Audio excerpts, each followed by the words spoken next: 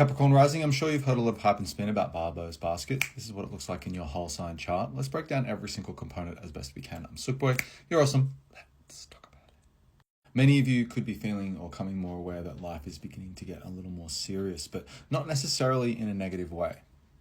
Rather in a way that it's asking you to step into your individuation of responsibility and low-key leadership. You may feel like the role in your family, career, and important relationships are beginning to change. Capricorn rising typically, not always, actually can handle pressure tests pretty well. But you might be stepping into a new era or epoch of your life where you're realizing certain things have changed. Your life has moved on from before. Aging parents, raising kids are bigger focused on being the provider potentially. This doesn't necessarily mean that you have to be the breadwinner either. It just means that you've taken on a lot of responsibility and you are accountable for other people and they depend on you potentially. For many of you, maybe you've been single for a very long time and you are looking for a committed relationship, or you're looking to build up a business, become the CEO or the boss of your own enterprise. In any regard, there's a deeper emotional process kind of emerging within your life.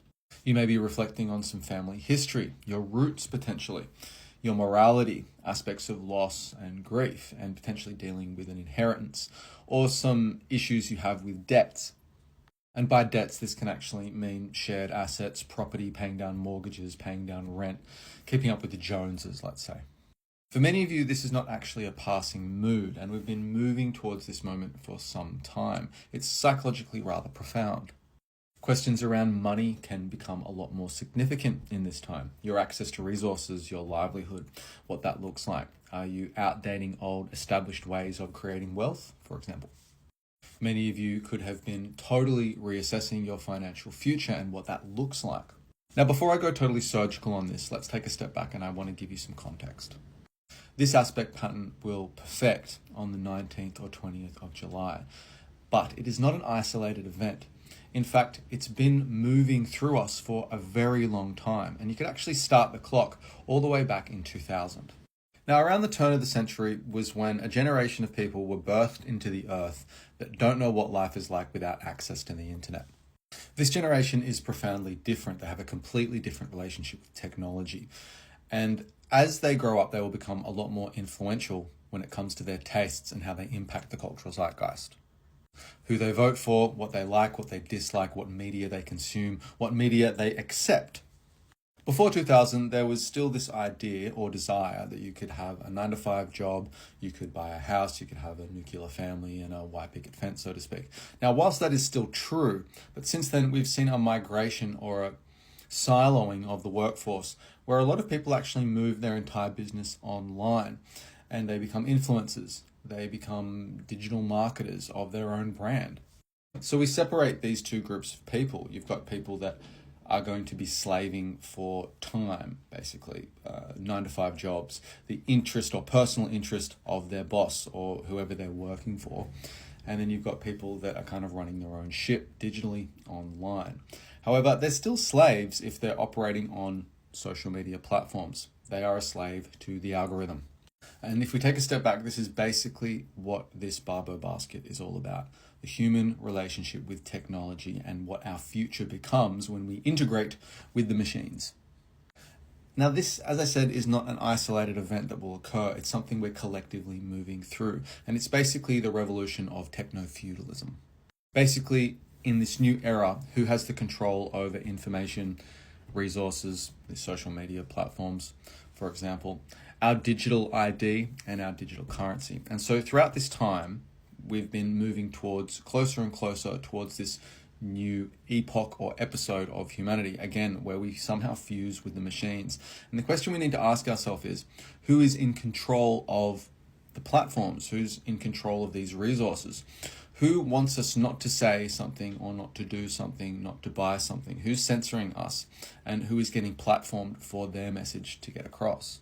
Technically, we're moving through synodic cycles. And the next kind of flagship moment that I would look at is around 2007, 2008, when we saw the global financial crisis. Not only was that the rise of digital currency, but it was also when they unsheathed the corruption and the government bailed out the banks instead of the population. This is when we saw the fragmentation of trust in the established order. But for you, Capricorn rising, I want to start the clock at 2020. Obviously, that was a huge cultural shift. And think about how much technology you've integrated into your life or our lives since then. It's almost become non-negotiable not to have some kind of presence on the internet. But in particular, think about who you were, what you were doing, what kind of relationships you had, what kind of relationships you lost. Who have you become? What is your belief system? What's your relationship with money? What's your relationship with the meaning of life? Because that was called the Grand Conjunction. That's when we saw Saturn and Jupiter and Pluto kind of hanging around at the late degrees of Capricorn and the early degrees of Aquarius. Now, it's been 6 years. Jupiter's moved all the way around to the other side of the chart, and it's forming this opposition between Jupiter in Leo and Pluto in Aquarius, and that's on your financial axis. And so this is basically the main charge. So let's try and break down this entire aspect pattern piece by piece for you. Now, I've already done a whole video with Jupiter entering Leo for Capricorn rising. That's your 8th house. But this is all about trust and having faith in people, having faith in the relationships or the agreements you had with important people in your life. And not just the novelty of saying you would do something. How does this relationship actually play out? What are the consequences of the agreement you have with these more important relationships, romantic, business, platonic, or otherwise?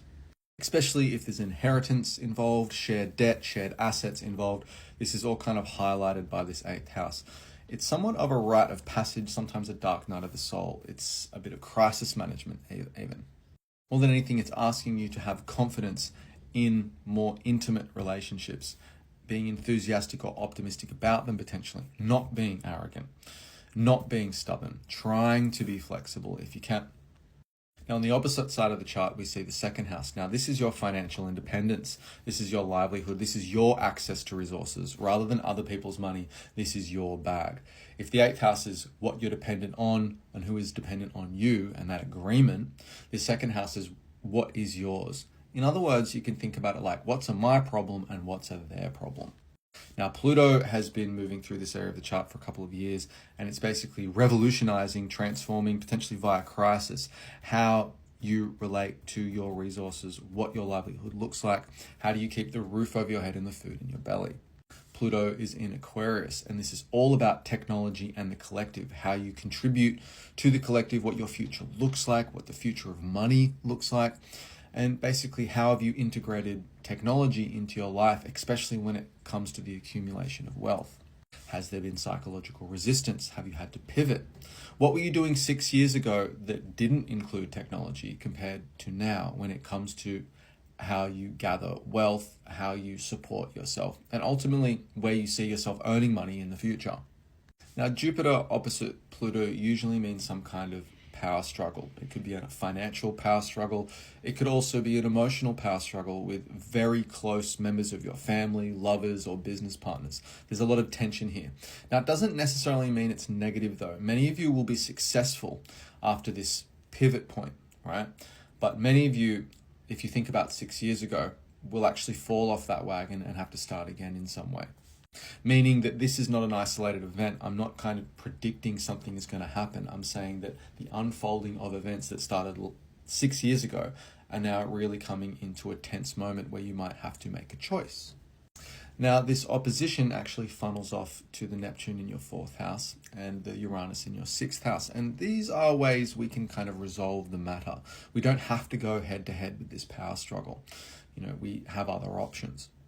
The Uranus speaks to experimenting with how you spend your time. If you're worried about money, if you're worried about other people's money, how are you spending your time? Have you been creative? What's your approach? Have you been experimental? Have you been open-minded? Have you questioned your habits? Have you questioned your addictions? What does productivity look like, and can it become more effective? Can integrating technology into your day somehow actually speed up your productivity? Can it relieve stress? Can it make you think differently about what your lifestyle ultimately becomes? Gemini 6th house is often about ruthless learning, and this Uranus in Gemini in your 6th house is asking you to be ruthlessly curious and almost encouraging you to learn more about your body, learn more about your diet, learn more about anything you have psychological resistance to. What has decayed in your lifestyle, in particular, the way you put your hours together in your day. What needs updating? What needs reform? This is what Uranus is all about, reform.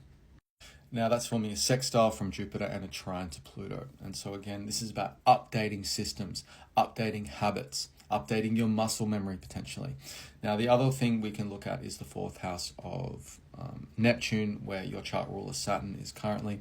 And this is all about your home, where you belong, your tribe, your private world, not your public world, your private world, who you are when no one's watching, your self-concept and the perspective you have of yourself. With the trine up to Jupiter and the sextile to Pluto, this is forming an easy opposition, and this is very much about how you treat your body when no one's watching. And have you been deluding yourself about the nature of who you are in your private world and the relationships you allow into that private world? Think about the people in your life that you truly know, that you truly trust, and you can go to when you feel vulnerable. This is ultimately trying to enrich your experience of security and trust in others. But it can also have a bit of a shadow side, meaning that has someone idealized you in your family? Do you idealize someone else in your family? Have you given up intellectual or spiritual autonomy to someone in your private world? Have they manipulated you in some way? Have you been manipulating them in some way? What has not been transparent? This can be an incredibly enlightening and healing experience, but you really do need to take the rose-colored glasses off. Now, for some of you, this could have included needing to sell an asset and thinking you were going to get a lot more for that asset than you actually did, or not being able to conquer the debt that you took on when you bought that asset in the first place. And again, not avoiding this, not escaping this, actually looking in the books and being totally aware of what you've gotten yourself into. Again, the consequences of your agreements or relationships. Now we've kicked the can down the road a little more, let's say. Now, if it's not financial, it's about family responsibilities, showing up for your family, or family members actually showing up for you for once. Becoming a lot more realistic and a lot more patient with building security within that private world, not just throwing everything into your career and how you show up in a public way. This is all about your private sovereignty and your private accountability. How do you manage your workload? How do you manage your stress? And how do you manage those interpersonal relationships within that private world between you and your family and you and your parents? Now, again, you might not be on the receiving end of this. This is intergenerational planets. These aren't personal planets. This could be something you're observing within important relationships, within your family unit. It might not directly impact you. But if it does and you would like to dive a little deeper, please feel free to send me a DM. I'll send you a coupon code for $30 Australian off my natal and birth chart readings. Only love, positive vibes always. Hope that helps. Okay, bye.